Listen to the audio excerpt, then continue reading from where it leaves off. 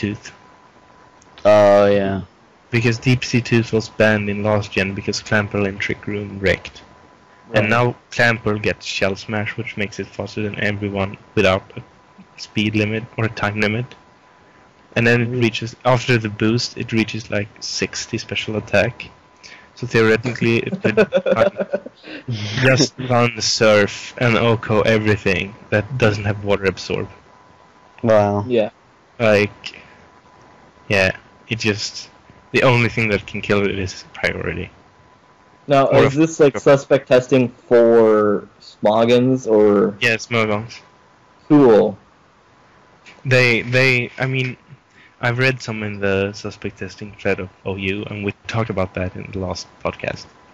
Yeah. And most of the guys there are pretty stupid. I mean, there are a lot of cool guys there. I'm not hating on everyone, but even the mods are going a little weird there. Yeah, a lot of them are pretty stubborn in their ways and thinking. They really don't want to mind. Oh, definitely. Yeah, that's not everybody. I mean, some of those guys are really cool and minded. I don't want to like be like a Smoggin bash or a hater dude because I'm not that. No, none of us are. But there are some people that some people want Rayquaza in OU. Yeah. But guys, all you have to do is use Ice Shard. It's like that. The whole like counterverse check thing like gets me also when people Uber. Like okay, let's take a pause.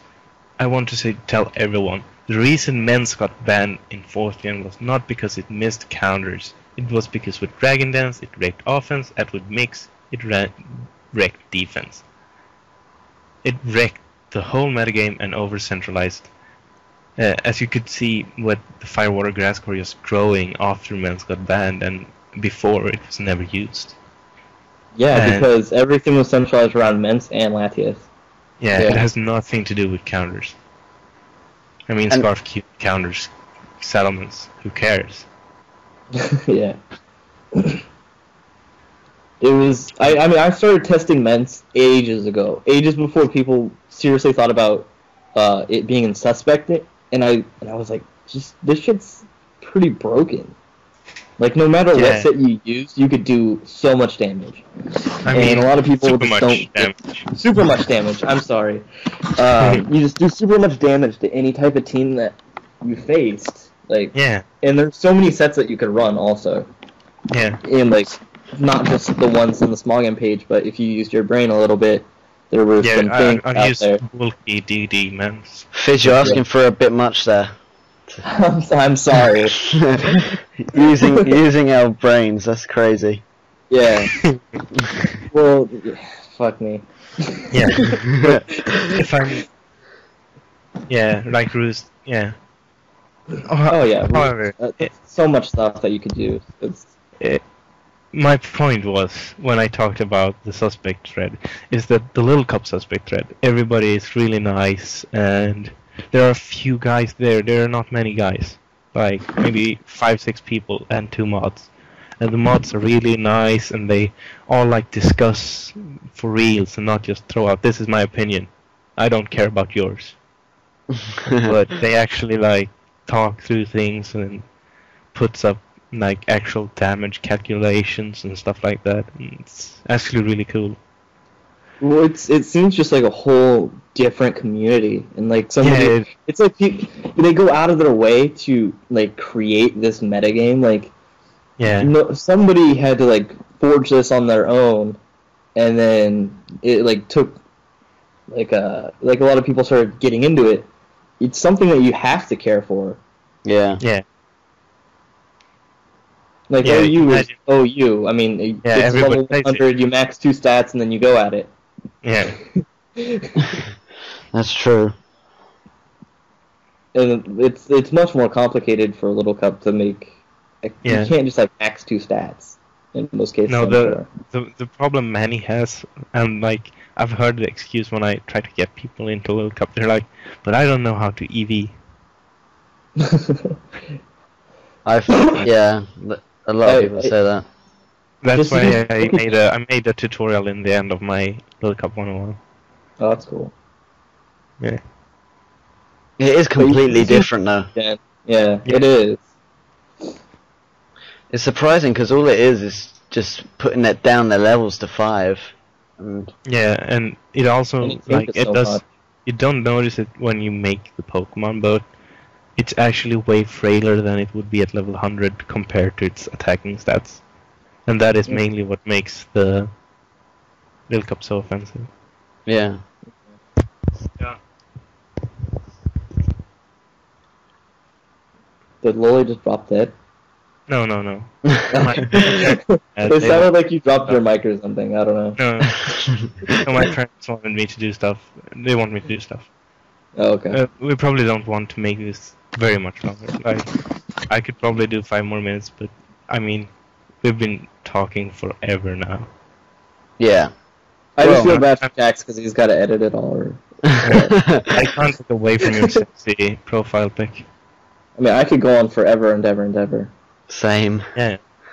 Yeah, we could totally do a part 2. I'm on it. Hey, not today. Fizz revisited. Yeah, Fizz oh, yes. Visit sometime. Definitely. Especially since most guests I don't know, they're hard to get on at times. Like, Punk Waffles want to come on, but he's only on at my mornings, and Jax can't go up then. And I have school most of the time, so... Well, we were gonna do like Carl next anyway, so... Yeah, Carl will have to have Carl so he can rep his Sword Dance Rose Raid. Yeah, he's Rose Raid, huh? Yeah, its coverage is Seed Bomb and Return, and then he's like, use it with Magnetone, and he spelled it. Oh yeah, Magnetone. And then I'm like, yeah, you're gonna hit Heatran, you're gonna switch in Heatran, you're gonna switch in Magnetone to Heatran. It's not gonna take super effective damage from anything, and then you're just gonna hit Heatran with your Seed Bomb and your Return for super much damage. And then he also loves his belly drum Hihiraruma. The fuck? Yeah, why? And we was like watching Pokemon Online, and he was like, belly drum Hihiraruma is such a good set. You should come watch me play with using it. And then he like played 5 battles, and all of them he lost. And then he got 1 battle, and he actually got his belly drum and his Salak and his sub up. And then he couldn't even one-hit KO Pulkididi Era. I thought you couldn't use Salak anymore. No, but he's a hexing knob, so no one cares. Okay. Yeah, well, I cheat and use Lumberry on my Zurozukin, so... Lumberry isn't illegal, though. It's not? No, it's only pinch berries that are... Yeah, and Custap, and a couple of more that you never think about. Custap is a pinch berry. Dirt. Yeah. Yeah. Like stuff probably like Enigma Berry. Yeah, but Enigma Berry was that illegal? Yeah, I don't even remember what it does. I just remember that I know what it does because what's it called? D21. He posted a team and he used Enigma Berry and it. Tell me what Enigma Berry does. It's like Solid Rock. Oh, okay. 25% from super effective damage. Okay, that's kind of cool, I guess. I'm gonna run Enigma Berry on my Rhyperior. That's interesting. Yeah, but right? I would use Grass or Water Berry, but I just uncovered the next big set. Everybody go run Enigma Berry Rhyperior. Yeah, the problem is that it's not legal anywhere. So 4th Gen. Is it legal in? Can you get it? I think you get it from Darkrai events. No, I think it was like a placeholder or something. I think the Enigma Berry never existed, but I'm not sure. No, you get it from Darkrai events. I got one, and then sure? Yes, I'm positive. You know why? And I'll tell you how I know. Is I went to a Darkrai event, I got it, I got the Enigma Berry, and I started growing Enigma Berries. Because back in this day, I was still trying to fill out my decks before I knew about competitive Pokemon, and I was on Cerebi, and I would trade Enigma Berries for gooder items. Like... Gooder! Like Life Orb and Leftovers. Oh, that's pretty cool. This was before, like, Who the fuck wants it had action replay. About that, just like a quick I would not mind breeding if I just learned how to RNG. Because it seems like a pain RNG in is the not that ass. It's not No, I hard, know. no. But it isn't Well, it released depends black on and like white. what kind of RNG we're talking about. Yeah, but it's not released for black and white, so No. Not yet. because you get way more like personal relationship. Like when you play, when you focus out, you're like Herf Derf. I'm gonna have 31 IVs and it's gonna be flawless, and I'm gonna OHKO everything. I'm gonna do super much damage and all of that. But if you spoke or if you breed, you actually have to fight for it, and I think it's way more rewarding to use it if you breed. I am a big advocate of breeding. And you know, I always say that people shouldn't salve unless they've gone through the trouble. Like, people shouldn't give themselves flawless Pokemon unless they've bred a flawless Pokemon. It takes forever. Especially if you're not using RNG. I have bred an almostly flawless Umbreon in Gen 2, but that's the only thing I've done. I used to do loads of breeding and stuff, and oh my god, I gave up one day because I was trying to get these really good, like I think it was a Gyarados, and I just got exact opposite of what I wanted, and I just raged so much. And I just raged so much, and I was like, you know what, I'm saving, screw it. But one of my favorite Pokemon that I ever did was like I had like a Quint flawless Bellizard. Like I had the 30 HP IV and 31 and everything else except for like a 25 in defense, which is irrelevant because you can't take hits anyways. Yeah. Wait. Breeding is fun, just time consuming. Yeah. Actually, what I want to know is like, what was your first level 100, both of you? My first level 100. Yeah. It dates back to Blue, and it was over level 100. Oh shit. Oh, yeah. That's not okay. I mean trained, you cheater. but hold on. This is a good story. Because you know the missing no glitch. Yeah. Sometimes you would find a Krabby that was over level 100. You know, it actually and you could rare candy level it up to 252. Yeah, you know. So I had a 252 level Kingler.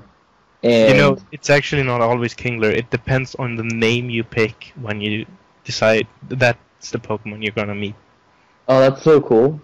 Yeah, so you can like. It's kind of like the Mew glitch. Yeah. You can't get all the starters if you had there was a real life name that gave you all 3 starters. That's awesome. Yeah, I don't remember which one it was though.